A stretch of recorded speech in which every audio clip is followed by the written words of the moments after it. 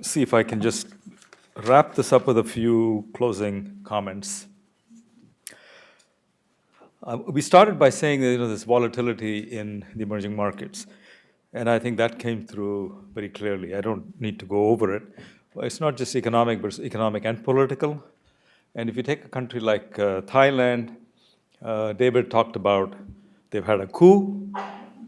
They have a king who's on the verge of dying, and nobody knows what will happen when that happens. He's been a king for a very long time and provided stability to the country all these years.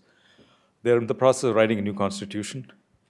So, when all of that is going on, we're talking volatility. And if you can take any of the countries we've talked about, or the regions, and you can find similar examples of economic and political volatility. We've seen the volatility in the financial markets with the stock market, the data that Ashish presented to us. We saw it in the numbers that Nariman presented to us in the beginning.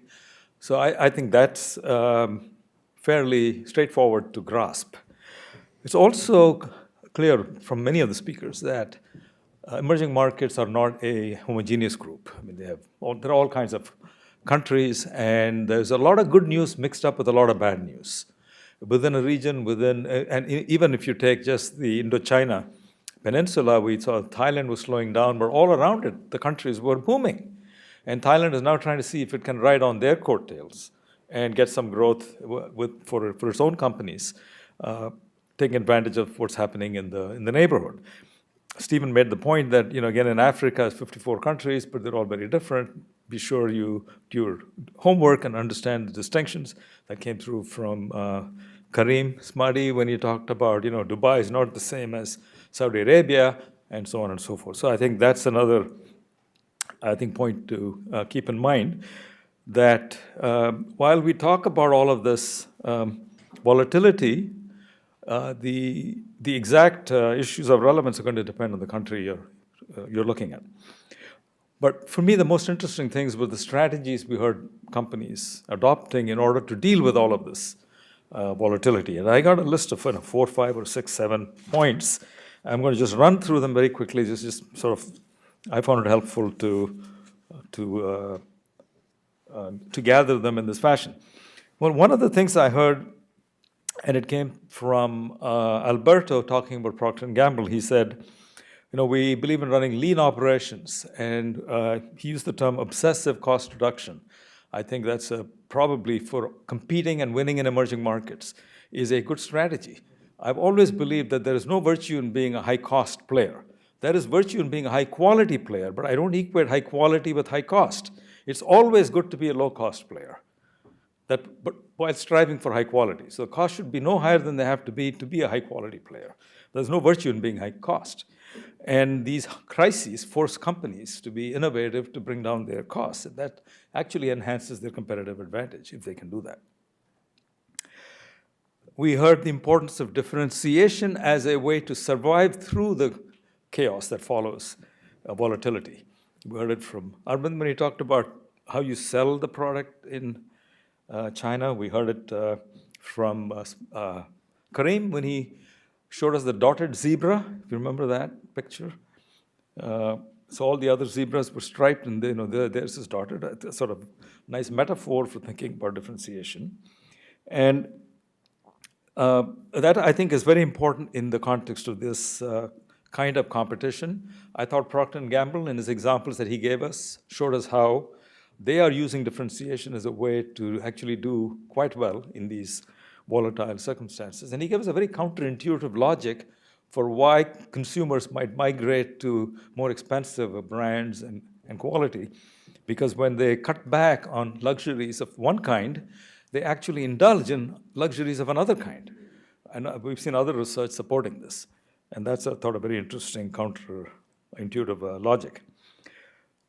I also picked up from several of the speakers that in these countries, given the volatility, if you want to be successful, you've got to have speed and you've got to be flexible. And speed can be a real challenge for the multinational firm, for the large bureaucratic organizations, which many multinational firms tend to be, and a huge advantage for local companies in these countries. And if you think about Reda as an example, and all of the complexity that he's dealing with, which you asked about, in these different markets, that's not easy for a bureaucratic organization to manage with all of the risks involved. And yet they seem to be able to pull it off. Now, they may be in a better position to move quickly because either they're family owned or they're smaller companies, and they're really deeply rooted in those contexts and they understand how to move. But it is no doubt a competitive advantage for the local firms in these countries to be able to do that. Diversifying geographically seems to be another strategy for dealing with the volatility.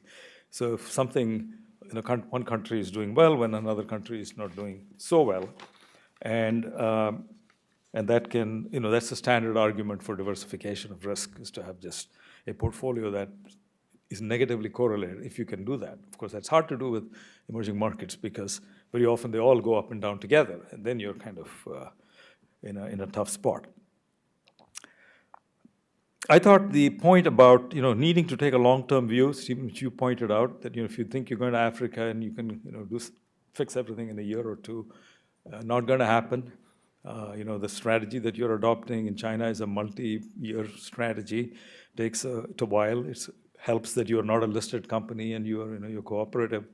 That may give you a certain luxury of thinking long-term that others may not enjoy. The local companies we heard about were either privately owned and therefore not subject to this pressure of quarterly performance, or they have a large controlling stockholder who's willing to take the long view, even if the stock market goes up and down. There's someone with a large enough position that they can take a long-term view. Again, these have become competitive advantages of those companies, that they can play the game long-term, while some other players may not be able to. I thought it was interesting that Procter & Gamble is able to take a long-term view, at least when you have a skilled CEO who is able to produce the results to keep them happy in corporate, while still doing what he thinks is right for the long run, which means investing in new products, investing in innovation, investing in marketing and branding, as opposed to doing the opposite. I like the phrase, "A crisis for some may be an opportunity for others." I think it came from Alberto again. And he made the point, and I'm paraphrasing, that you want to double down when you are in a tough spot and the market is on the downturn. In other words, every downturn is an opportunity to position yourself to be even stronger for the upturn when it eventually comes. Of course, that's again something you can do only if you can take a long-term view. But if you can, then that's a nice way to think of every downturn. And he showed us their market shares improving actually in these difficult times. Another thing which I found interesting it was the attitude to risk, which I thought the way a U.S. company, when they look at a country, would think of risk versus how local companies who are embedded in that environment think of risk, I think is very, very different. Another advantage for the local companies. The risks are much greater when you are not familiar with the environment. When you get familiar with the environment, it doesn't seem as risky. We think going to certain countries is very risky, but if you're from that country, you actually don't think it's all that risky. Because all you read in the newspapers is about all the bad stuff, and that doesn't happen all the time. I thought, again, Karim made the point. He said, don't get worried by all the negative news in the media. That's easy for him to say, because he knows how to evaluate those risks. We just don't know, so we said, let's avoid all of them. Whereas he can probably pick and choose. But that, again, is a skill worth cultivating. I thought the examples of leapfrogging that we saw in China and the unconventional approaches, I think it's terrific that your Ocean Spray allows you to follow a unique strategy or a unique business model for the Chinese market. Not all companies would be able to do that, because there will be a set way of doing things, and when you deviate from that, you're a bad person. Whereas if you can do it, I think then you actually can learn some new things in those markets. It can help you in other emerging markets. As we were talking afterwards, you said what you learned in China, maybe we can apply in India. And maybe even some of those ideas can be brought back and applied in the US.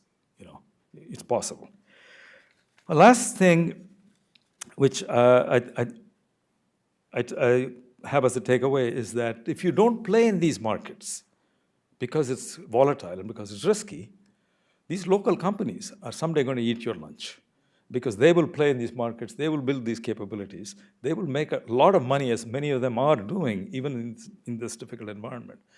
And if US companies don't learn to play in these markets, eventually you're allowing competitors to come to be created who may end up even threatening you in the traditional markets of the West. Anyhow, so those are some thoughts. I mean, so I felt I got a lot. I hope you felt and found it useful session. I know it's been a very long day. I realize what it's like to be a student sitting and having to listen to others. It's very easy when I'm up here. I could go for 6 hours, and I think it's a lot of fun. But it is hard sitting and listening to others pontificate. But I want to conclude by thanking a lot of people. First of all, of course, I want to thank our speakers. Can we give them another round of applause?